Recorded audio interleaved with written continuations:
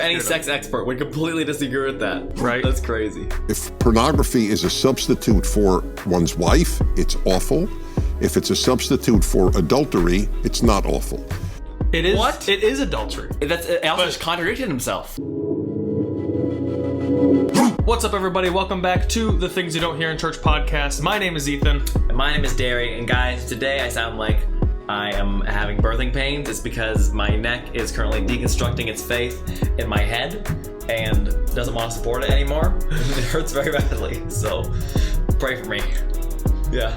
But also, besides just praying for me, you should also probably subscribe to the show and leave some reviews. I wish my neck would review my head better than it currently is. But you should leave some reviews, leave some likes, comment, send us ideas for episodes you want to hear about.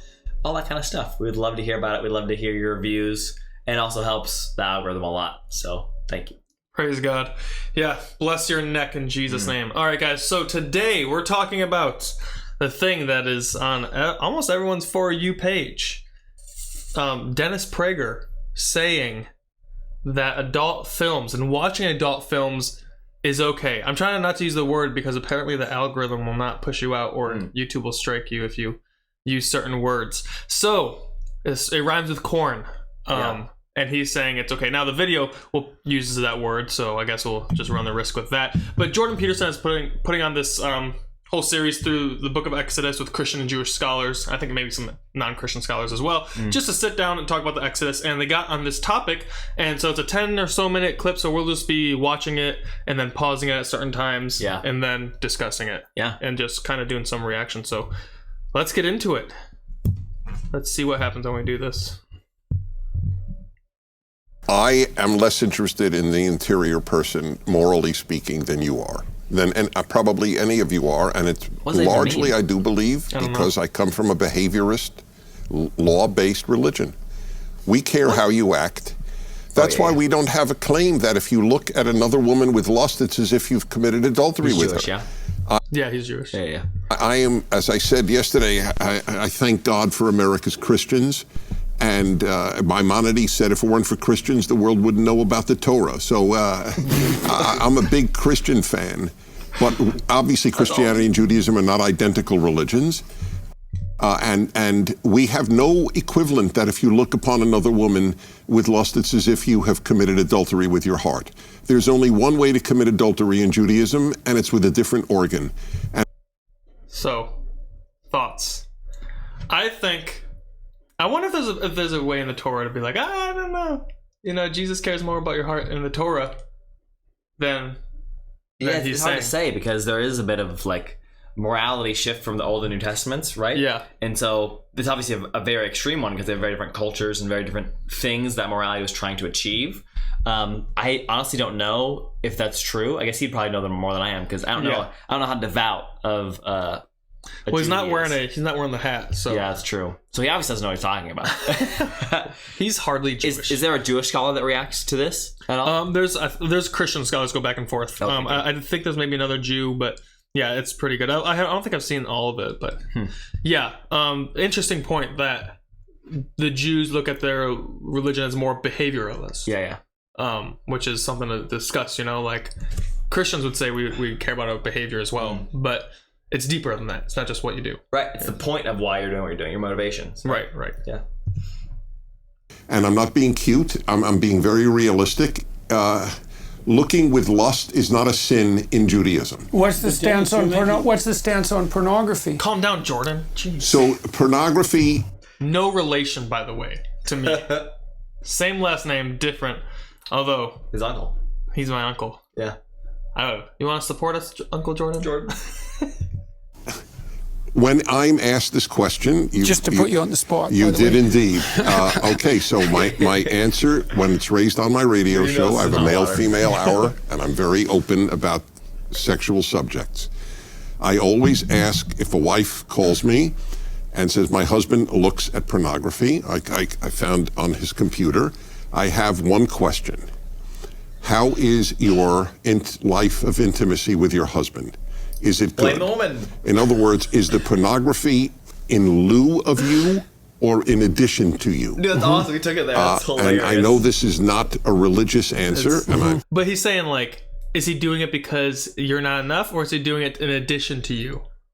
Still, like his Both immediate are bad. response was terrible. Both are bad. Yeah, that's hilarious. Oh my gosh! And the thing about this What too. bad advice? Well, I want to keep listening and then I'll say my point because I want to make sure. Even for any clear it up. sex expert would completely disagree with that. Right. That's crazy. Well, he's assuming also. It seems like he's saying like mainly only women call. Do men never call and say their wives are watching that? But yeah, he'd probably say the same thing. I'm not even giving a religious answer. I'm giving what I think is a moral and realistic answer. Men want variety. And if adultery is a substitute if pornography is a substitute for one's wife, it's awful. If it's a substitute for adultery, it's not awful. It is. What? It is adultery. That's Alfred just contradicted himself. Yeah, I mean that's the whole thing, right? Like that's where we disagree. He said he disagrees. But also, no, that's not good logic because he's saying if it's a substitute for your wife, one, you have to define a substitute for what for your wife, right? Like it's a substitute for your wife, but is adultery just the only other option than that? Like if another woman is then the substitute for your wife, then why is it not the same thing? Like if you're substituting anything out for your wife, like the first thing is like if you substitute out like pornography or adultery out for your wife, like it's bad. But if you substitute like pornography out, it isn't. But why? Right. You're still doing the same action of substituting out something for your wife. Exactly. It's crazy. This is kind of how I think about it, right? Because everyone's like, "Oh no, it's like he's saying it's fine," you know. But the question is, let's replace it with not like porn, right? Let's say there's someone someone like you're just looking at someone you know's nudes. Yeah. Right. Why is it's a picture? Yeah. Is this guy looking at their neighbors, or he won't say neighbor because that's coveting neighbor, right? He's Jew. But it's like, is that if there's someone in your community that you are sexting with, is that okay? Yeah. It's in addition. Babe, I'm not cheating on you. It's in addition to you. Yeah. What? I need variety. I need variety. Imagine saying that to your wife because he's just like, yeah, males need variety, and so imagine your wife's like, why are you cheating on me? You're like, oh, I need variety. You get to work, husband. That's hilarious. How crazy of a view. I don't know most people who would have that view. Even people who are like positive with pornography in like dating and marriage relationships who think it's fine. Like, I don't even think they would use that argument, like that you need a substitute, right? Well, he's saying a substitute's bad. He's saying substitute's bad. But he's not saying porn being a substitute is bad. He's just saying adultery as a substitute is bad. Well, he's saying porn being a substitute bad, porn being an addition is okay. What? Meaning, like, you're still sleeping with your wife and fulfilling your sexual obligations, but then you're also what? Yeah. So you're not neglecting your wife physically, just emotionally and mentally, and yeah. Also physically. Yeah, that's true. One thing that we've talked about in the past when all your when this conversation comes up on a light Friday night is how watching that stuff is like the most selfish thing you can do. Yeah, it's just purely selfish because it's just like I mean, another thing too. I don't want to throw all my thoughts out there because I want content for later. We're gonna keep watching. I have some more thoughts. Yeah, Being a religious answer, I'm giving what I think is a moral and realistic answer. Men want variety. And if adultery is a substitute for, if pornography... Sorry, he said I'm not giving you a religious answer, I'm giving you a realistic answer. Right.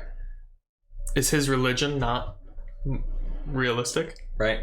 Yeah. But also, I don't know, like, he thinks that this is realistic, but I know most people would probably disagree with him that that's realistic. Even there's a giant surge of people in the culture right now that are like anti-pornography in any stance, right? Not just Christians. And he's viewing it as like only Christians don't like porn for this or that reason or that reason. Right. Most even sexologists now are like, probably not a good thing to do to portray your partner in that kind of way. Also, right? And what it does to the brain, it does to your brain what cocaine does to your brain. Bad. Yeah. And by all accounts, I don't know. Anyways, it makes me want to stop listening to PragerU. Purely because of this. I don't really watch them anyways. Pornography is a substitute for one's wife. It's awful. If it's a substitute for adultery, it's not awful. That is my unpredictable answer. There is a clinical rule of thumb that's akin to that, I would say. If you're trying to decide clinically whether someone's partaking... I don't know why his suit looks like he's a superhero villain. Yeah, I was going to say, what are you, fucking Scarface? in a habit, say use of alcohol, has reached the threshold of clinical significance, one of the things you do is ask, the person you're assessing. Now, is it interfering with your employment? Has it got you in trouble with the law? Is your family complaining? Does it stop you from doing other things that you should be doing? And so the judgment isn't the use of the forbidden substance itself. It is in some sense consequentialist. And I'm not saying that that's an absolute, but it is a hallmark of clinical judgment. Dennis, you're making, I think, too big a gap between, behavior and where it comes from. And I think first and foremost we have to concede that we're dealing with At least it's not the gigantic. the snake. That didn't work. When I was working, I felt like something was... Skip it. Yeah, right. surely the 10th commandment I think he's a Christian. Oh, okay. is exactly I guess we'll find out. that. You could expound everything Jesus said from thou shalt not covet thy neighbor's wife, or another woman you're not, whatever. Well, no, the whole point okay. of coveting, it begins in the heart. And I understand your Hebrew word for covet. It's a desire that doesn't stop halfway. Right, to take. It takes action. It's to take. Yeah. It's not. There's no ban in the 613 laws of the Torah on lusting. I don't even know there's. How many of the 613 laws does he keep? Not many of them.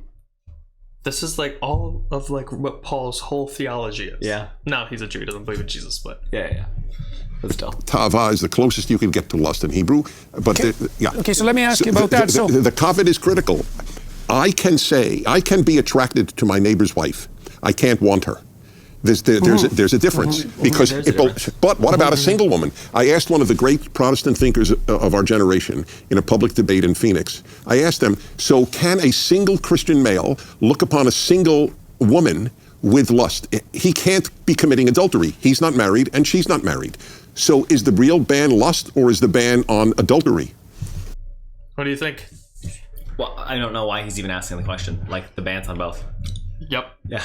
The ban is on. Jesus says adultery, and now again we're coming from different points because he doesn't believe Jesus is the Messiah. Yeah. But yeah, you can't lust and not commit adultery, and you can't commit adultery I mean, and not lust. at least for me, when I hear all of this from my own Orthodox perspective, it's bewildering because, at least from the tradition in which I am, it's This guy. Yeah. Why is Sam Harris there? It doesn't matter. Keep going. not a morality question. This is Jordan Peterson putting the whole group together. For me, when I hear all of this from my own Orthodox perspective, it's bewildering because, at least from the tradition in which I am, it's not a morality question. Even the word morality, it bothers me. At least in the Christian tradition that I participate in, the call is to be transformed. The call is to be free. That's the call. Christ is calling us to be free.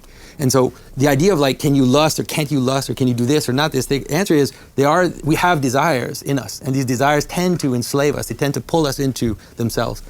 And these laws are exterior ways for you to understand how it is that you can now be free from these desires. None of the desires are wrong. Like sexual desire isn't wrong, desire to eat isn't wrong. None of these things are wrong.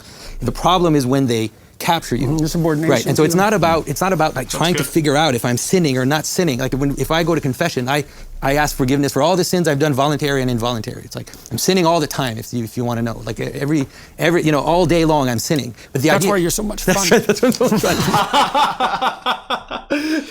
I love Orthodox people. They're just better for some reason. They're just become Orthodox. No, I don't want You to. won't. I don't want to. But they are just You have better. to have a beard. That's true. Does he have a beard? He does. Thanks. That's their law. That's also not Sam Harris, some other guy. But anyways, you're going to say something? Yeah.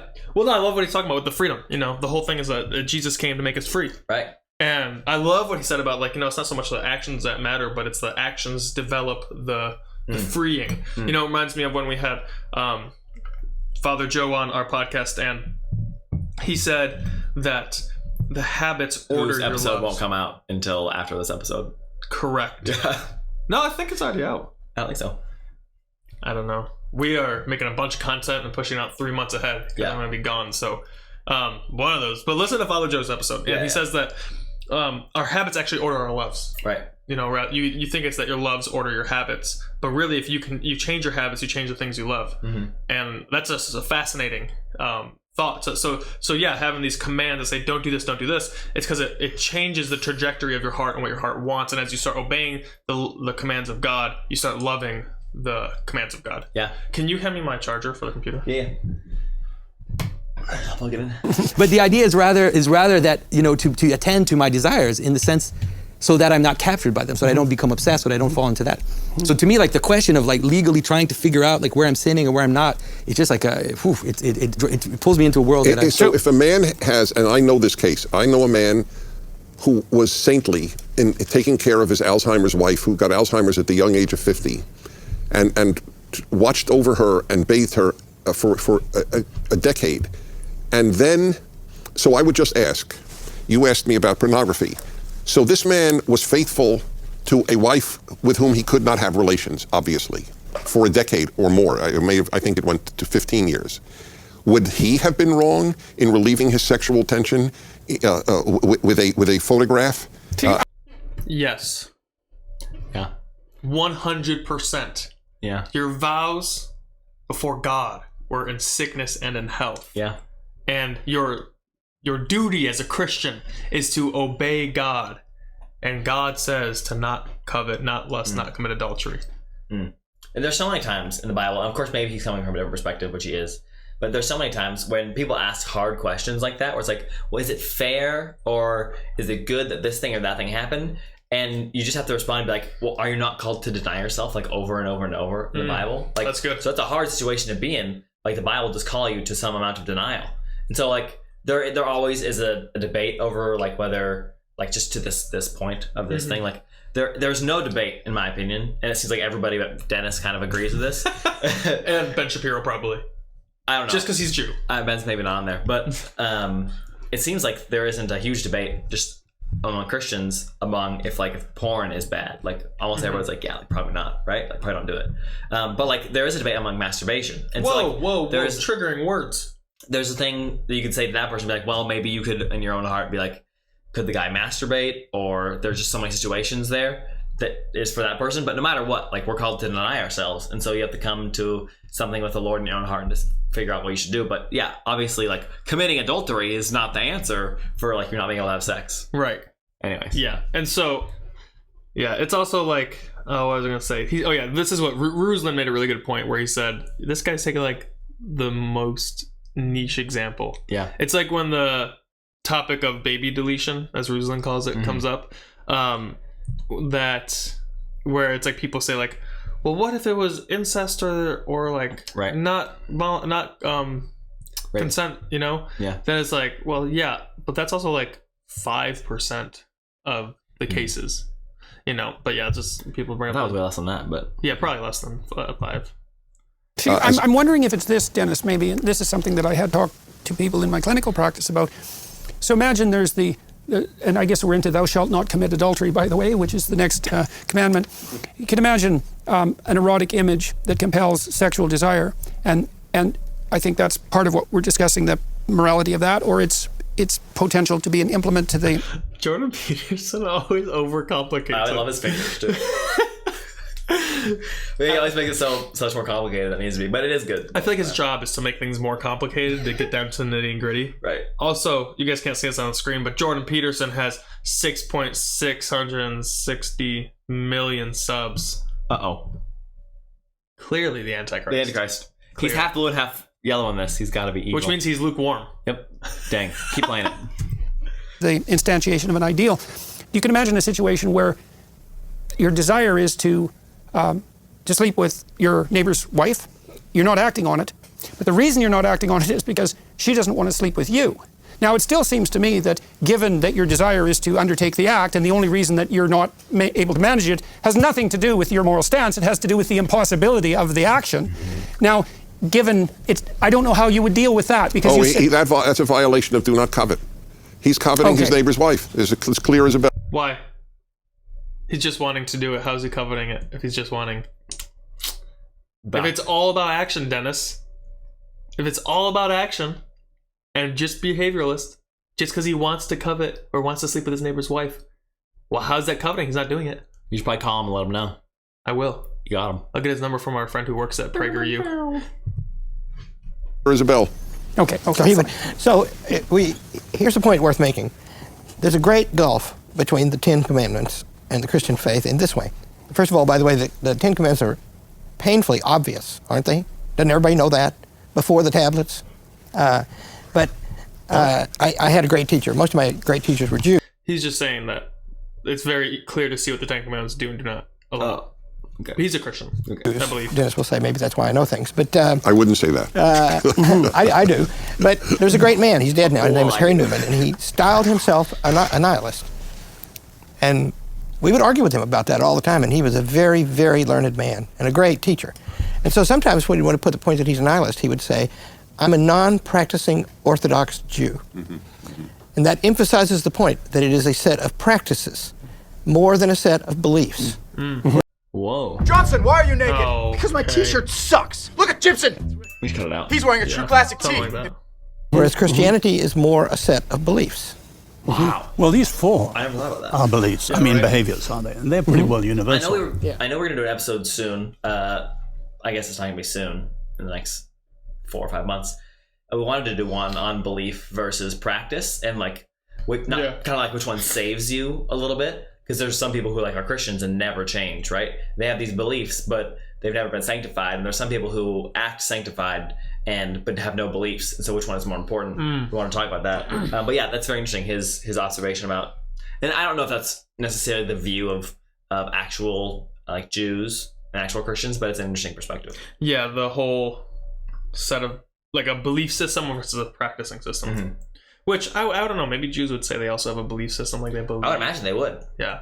Although I'm sure there's like some Jews who are like, I don't practice this, and some who I do practice this. Yeah. And then Christians usually say, well, I believe this or I don't believe this. So Yeah. I mean, I still different. ask some people claim Christianity if they practice. Oh, really? Like I talked to these high schoolers the other day, and I was like sharing the gospel, and they're like, "Oh yeah, we're Christians," but they were kind of laughing at me and my friend the whole time we were sharing.